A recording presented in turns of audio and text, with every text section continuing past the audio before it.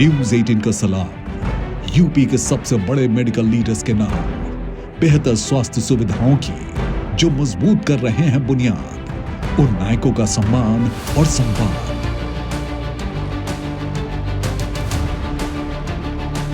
Health conclave देखिए सिर्फ news 18 Uttar Pradesh Uttarakhand में।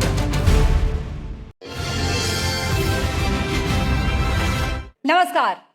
देश के विकास का ग्रोथ इंजन बन रहे यूपी की राजधानी लखनऊ में देश के सबसे बड़े न्यूज चैनल नेटवर्क न्यूज 18 के इस मंच पर आप सभी ऑनरेबल गेस्ट का मैं आस्था कौशिक बहुत बहुत स्वागत करती हूं। स्वास्थ्य से सशक्तिकरण की ओर बढ़ते उत्तर प्रदेश में हेल्थ केयर इंफ्रास्ट्रक्चर और बेहतर स्वास्थ्य सुविधाओं की बात करता ये महामंच है news 18 Uttar Pradesh Uttarakhand health conclave, को पावर्ड बाय भारतीय जीवन बीमा निगम, Poct Group, Complete Medical Solutions, Reliance Industries Limited and Biogenics Incorporated Private Limited, Growth Partner, Stockart, Health Partner, Health Box OPD by Ramshri Health, Associate Partners, Dr. Mishra's Homeo Taj Clinic, Oncodoc, Dr. Vibhor Mahindru and Hind Institute of Medical Science. आप सभी partners का मैं धन्यवाद अदा करती हूं कि आपके सहयोग से news 18 Uttar Pradesh Uttarakhand health conclave के इस आयोजन को साकार किया जा सका है। जन सरोकार से जुड़ी मुहिम की इस कड़ी में आज हेल्थ केयर सेक्टर में उत्तर प्रदेश की नई पहचान, उपलब्धियों और संभावनाओं के बारे में न्यूज 18 संवाद का सबसे बड़ा मंच लेकर आया है हेल्थ कॉन्क्लेव। आज बतौर चीफ गेस्ट अपनी गरिमामय उपस्थिति से इस मंच की शोभा बढ़ाएंगे उत्तर प्रदेश के deputy chief minister Shri Brajesh Pathak. Health conclave में आज बातचीत के कई सेशंस होंगे जिनमें मेडिकल लीडर्स प्रदेश की स्वास्थ्य और चिकित्सा सुविधाएं, ट्रांसफॉर्मेशंस और अचीवमेंट्स पर अपने सुझाव और विचार साझा किए जाएंगे। संवाद का ये महामंच साक्षी बनेगा सम्मान का। जी हां, इस मंच पर सम्मानित किए जाएंगे वो दिग्गज जो यूपी के हेल्थ केयर सेक्टर को नई ऊंचाइयों पर ले जा रहे हैं। और वक्त हो गया है अपने सेशन की ओर बढ़ने का। देश की सबसे बड़ी आबादी को किस तरह बेहतर स्वास्थ्य एवं चिकित्सा सुविधाएं दी जा रही हैं, हेल्थ केयर इंफ्रास्ट्रक्चर में क्या बदलाव और सुधार किए जा रहे हैं, देश में विकास के कीर्तिमान रचने वाला उत्तर प्रदेश मेडिकल सेक्टर में कितनी तेजी से आगे बढ़ रहा है, ऐसे तमाम जरूरी मुद्दों पर बातचीत करने के लिए और स्वास्थ्य जगत में उत्तर प्रदेश को बुलंदियों पर ले जा रहे बेमिसाल नायकों से आपकी मुलाकात करवाने के लिए हम बढ़ने doctor Ankit Srivastava, MD homeopath, specialist of treating cancer and tumour, medical leader से आपकी मुलाकात करवाने जा रहे हैं जिन्होंने अपने क्षेत्र में अहम योगदान दिया है। और उसके लिए जिन मेहमानों को मैं मंच पर आमंत्रित करना चाहूंगी उनमें doctor Abhay Nandan Singh, MD and founder heritage hospital. स्वागत कीजिए हमारे अगले मेहमान का तालियों के साथ। और साथ ही doctor Ankit Srivastava, MD homeopath, specialist for treating cancer and tumour. ध्यान से सुनिएगा, ये सेशन बहुत इंटरेस्टिंग होने वाला है। जोरदार तालियों के साथ स्वागत दोनों मेहमानों का। Over to you Rajiv. सबसे पहले मैं आपसे ही जानना चाहूंगा कि अक्सर लोग जब कैंसर या ट्यूमर के इलाज की बात होती है तो वो होम्योपैथिक की ओर कम ही रुख करते हैं। इसके क्या कारण है और क्या बड़े बदलाव देखने को मिल रहे हैं? होम्योपैथी सिस्टम ऑफ मेडिसिन जो है वो बहुत ही ब्रॉड कैटेगरी है, ठीक है। अब इसमें काफ़ी इनोवेशन आ चुके हैं, सोचने का नज़रिया बढ़ चुका है, ठीक है। कैंसर जब आप बोलते हैं तो कैंसर एक बहुत ही डीप सेट प्रक्रिया होती है। ये एक आम लैंग्वेज है कैंसर, लेकिन कैंसर के डिफरेंट स्टेजेस होते हैं, सेलुलर लेवल की प्रक्रियाएं होती हैं, कोशिकाएं लेवल की। एबनॉर्मल ग्रोथ जो होती है सेल्स का, जब वो अनियमित तरीके से ग्रो करता है तो उसको आप बोलते हैं कैंसर, ठीक है। अब कैंसर में क्या होता है, एनाप्लाजिया, डिस्प्लेसिया, मेटाप्लाजिया, सबको मिलाकर के आप इकट्ठे कैंसर टर्म यूज करते हैं। होम्योपैथिक सिस्टम ऑफ मेडिसिन जो है उसके देखने का नज़रिया डिफरेंट है। मैंने पहले भी काफ़ी तरह से मंचो बताया है।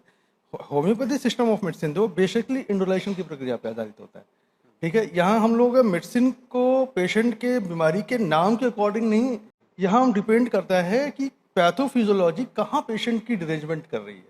अगर कोई पेशेंट कैंसर से पीड़ित है, ठीक है, जब आप कैंसर की बात करते हैं तो उसकी स्टेजिंग होती है बाकायदा TNM के आधार पे। टी मतलब होता है ट्यूमर का क्या साइज है, एन जो होता है नोड को दिखाता है और लिम्फ नोड को कितना फैल रहा है, और M फॉर होता है मेटाप्लाजिया। इसके आधार पे कैटेगराइज करते हैं first stage, second stage, third stage, fourth stage. तो होम्योपैथी में सारे स्टेजेस के डिफरेंट तरीके से मेडिसिन सेलेक्ट की जाती है। इसकी अंडरस्टैंडिंग होना बहुत जरूरी है। कितने समय में उसका इलाज किया जा सकता है? देखिए, आज की डेट में जो कैंसर की ग्रोथ रेट है वो काफ़ी तेज है। ठीक है, आज आप अप्रॉक्स मान के चलिए 15 लाख कैंसर के केस न्यू ऑलरेडी आते ही आते हैं, और ये आप 12 से 15% की ग्रोथ रेट से बढ़ रहा है। ठीक है, हमारे देश में जो इनिशियल स्टेज की डायग्नोसिस है वो स्क्रीनिंग बहुत कम होती है। जो जैसा मैंने आपको कहा कि स्टेजिंग जो होती है होम्योपैथी में, और स्टेज की जो कैंसर की जो स्टेजिंग होती है बेसिकली वो सेल डिफरेंशिएशन के द्वारा होती है कि उस ट्यूमर का ग्रोथ कितना हो रहा है, वो लिम्फ नोड्स को कितना प्रभावित कर रही है, और बॉडी के डिफरेंट ऑर्गन्स में कितना फैल रही है। ठीक है, इसके आधार पे आप स्टेज निकालते हैं उसकी, और जो एबनॉर्मल ग्रोथ हो रहा है सेल का वो बॉडी के न्यूट्रिशंस को ले रहा है, जिससे जो नॉर्मल सेल्स हैं उनके तक न्यूट्रिशन पहुंच नहीं पा रहा है। जैसे मान लीजिए आप लंग कैंसर ले रहे हैं, या मोस्ट कॉमन फीमेल्स में सर्वाइकल कैंसर ले रहे हैं, या ब्रेस्ट कैंसर ले रहे हैं, इसकी स्क्रीनिंग बहुत ही कम हमारे देश में। इसको अनफॉर्चुनेटली कही जाएगी कि आप फर्स्ट स्टेज या सेकंड स्टेज में पेशेंट को आप डायग्नोज कर पाते हैं, क्योंकि ज़्यादातर लोग स्क्रीनिंग कराते ही नहीं है, या कराते हैं तब तक बहुत लेट हो चुका होता है। ठीक है, होम्योपैथ में दो तरह का ट्रीटमेंट फॉलो होता है, क्यूरेटिव ट्रीटमेंट और पैलिएटिव ट्रीटमेंट। क्यूरेटिव ट्रीटमेंट जो होता है वो बेसिकली इनिशियल स्टेज में बहुत कारगर होता है। ठीक है, अगर आपके पास फर्स्ट स्टेज या सेकंड स्टेज का केस आ रहा है, अगर आपने उसकी प्रॉपर अंडरस्टैंडिंग की कि इस पेशेंट को जो ग्रेडिंग है वो किस तरह का ग्रेड है, क्यों ये पेशेंट कैंसर में गया है, इसका रीजन क्या है, mental, psychological, modifiable, non modifiable. Modifiable मतलब होता है जिसको आप मॉडिफाई कर सकते हैं, नॉन मॉडिफाइबल मतलब जो मॉडिफाइबल नहीं है, जिसको मॉडिफाई नहीं कर पाते। ठीक है, उस केस में आप क्यूरेटिव ट्रीटमेंट की ओर जाने की ज़्यादा कोशिश करते हैं। अब पैलिएटिव ट्रीटमेंट का मतलब होता है कि देखिए पेशेंट को कैंसर तो है, वो आप यहाँ से बिल्कुल पैथोलॉजी को रिवर्स तो नहीं कर पाएंगे, लेकिन उसकी लाइफ एक्सपेक्टेंसी को बढ़ाने की कोशिश करते हैं, और ओवरऑल जो क्वालिटी ऑफ लाइफ है वो इम्प्रूव करे पेशेंट की। यानी पेशेंट बहुत ज़्यादा इनकम्पेटेबल ना हो, दूसरों के ऊपर डिपेंड ना करे। ठीक है, इस चीज़ को आप ज़्यादा बेटर करने की कोशिश करते हैं, तो ये मोड ऑफ ट्रीटमेंट दूसरा होता है। दोनों को दो तरीके से ले जाता है होम्योपैथी सिस्टम ऑफ मेडिसिन के अंदर, और उसके अकॉर्डिंग आप फिर मेडिसिन को सेलेक्ट करते हैं। ठीक है, स्टेज जो होती है इसी पे वेरी करती है। दैट्स द पॉइंट कि आप कैसे स्टेज को सेलेक्ट करते हैं और किस तरीके से स्टेज को सेलेक्ट करते हैं। होम्योपैथी में और ब्रॉडर तरीके से स्टेज को सेलेक्ट किया जाता है। ठीक है, सिर्फ आप डाटा असेसमेंट ही नहीं करते हैं, जो भी आपकी स्क्रीनिंग होती है, जैसे पैप स्मीयर होता है, ठीक है, सीटी स्कैन होता है, बायोप्सी होती है, एफएनओसी होती है, जिसकी भी बेसिस पे आप ज़्यादा से ज़्यादा डिफाइन कर रहे हो उस कैंसर को, उसको और ज़्यादा आप इन्वॉल्व करते हैं पेशेंट के क्लिनिकल इंटरोगेशंस के माध्यम से, उसके सिम्टोमेटिक असेसमेंट के माध्यम से, उसकी लाइफ स्टाइल सराउंडिंग के माध्यम से कि किस सराउंडिंग में वो पेशेंट रह रहा है, उस पर किस तरीके का स्ट्रेस है। बेसिकली कोशिकाएं जो होती हैं, सेल जो होता है वो आपका स्ट्रेस में जाता है। जब कोई सेल स्ट्रेस में जा रहा है तो सेल डिवीजन हो रहा है। सेल डिवीजन जब एबनॉर्मल तरीके से हो रहा है तो कैंसर आप उसको बोल रहे हैं, क्योंकि डिस्प्लाजिया हो रहा है। मतलब मान लीजिए लंग्स के अंदर सेल डिवीजन हुआ, अब वो लंग्स का जो सेल है वो काम तो लंग्स का करना चाहिए, रेस्पिरेशन में ब्रोंकोजेनिक कार्सिनोमा जो बोलते हैं उसमें हेल्प करना चाहिए, लेकिन वो सेल जो है वो लंग्स के सेल्स को का काम ना करके डिफरेंट काम कर रहा है। वो अपना जो बेसिक वर्क है वो फॉरगेट कर गया है। इसी को कहते हैं जीन्स म्यूटेशन। जो आप देखते हैं कि भाई जेनेटिक पैटर्न कितना आ रहा है, इसके इनके फादर को भी कैंसर था, या इनको कोई फैमिली हिस्ट्री कैंसर की आ रही है, या इस पेशेंट को इंडिविजुअल कैंसर है, या उसके सराउंडिंग जहाँ वो रह रहा है, जो एटमॉस्फेयर है उसकी वजह से उसकी सेल्स में म्यूटेशन हुआ है, और यहाँ से उसकी सेल्स जो है एनाप्लाजिया से होते हुए डिस्प्लाजिया और मेटाप्लाजिया में जा रही है, मतलब वो फैल रही है। इस स्टेज के आधार पे आप मेडिसिन और फैक्टर्स को सबसे पहले एसेस करते हैं। होम्योपैथी में इसकी जानकारी होना बहुत ज़्यादा जरूरी होता है। ठीक है, और ये डिपेंड करता है स्क्रीनिंग के ऊपर, टाइप ऑफ स्क्रीनिंग आप कैसे ले रहे हैं, आपके नॉलेज के ऊपर, आपके ब्रॉडर कैटेगरी के ऊपर।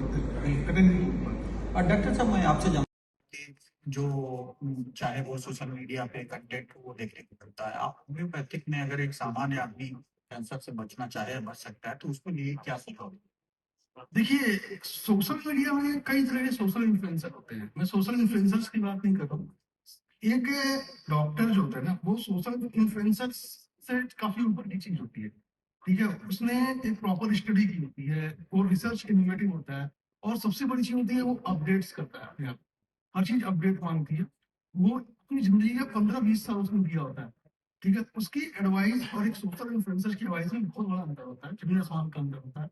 ठीक है, बेटर ये रहेगा अगर आप किसी चीज को प्रिवेंट करना चाहते हैं, उससे बचना चाहते हैं, तो आप उस फील्ड के स्पेशलिस्ट डॉक्टर से सबसे पहले तो आप कंसल्ट कीजिए अच्छे से, और उसकी एडवाइस को फॉलो कीजिए। सिर्फ सोशल इन्फ्लुएंसर्स को मत फॉलो कीजिए, क्योंकि वो तो सिर्फ एक है सामाजिक माध्यम से फेमस होने के लिए कर रहे हैं, ऐसा कुछ भी नहीं। आप स्पेशलिस्ट से कंसल्ट कीजिए, ठीक है, चाहे वो होम्योपैथिक स्पेशलिस्ट हो, चाहे अपने फील्ड का ऑन्कोलॉजिस्ट हो, चाहे एक पेडिट्रिशियन हो, या एक गैस्ट्रोलॉजिस्ट हो। उसके नॉलेज, उसके ब्रॉड स्पेक्ट्रम, उसके सोचने समझने की क्षमता और एक सोशल इन्फ्लुएंसर की क्षमता में काफी अंतर है, ठीक है। उसने अपनी लाइफ के वो पीरियड दिए हैं जो रिसर्च में बिताए हैं उसने, तो उसके देखने का नजरिया बहुत अंतर है rather than the common social influencer। तो जैसा कि आपने सुना, डॉक्टर अंकित ने बताया कि अब कैंसर का इलाज सिर्फ एलोपैथिक में नहीं बल्कि होम्योपैथिक के जरिए भी हो सकता है, लेकिन उसके लिए समय पर उसकी पहचान जरूरी है। आप सभी का बहुत बहुत धन्यवाद, आपने इस बारे में विस्तार से बताया और इसे थैंक यू। बहुत बहुत धन्यवाद आप सभी का इस खास चर्चा के लिए। तो कैंसर और ट्यूमर के नाम से अब जो पूर्व में घबराहट होती थी, ये सुनकर ही अगर किसी को ये बीमारियां डायग्नोज हुई है तो ऐसा मान लिया जाता था शायद इनका कोई इलाज नहीं है। लेकिन वक्त के साथ हो रही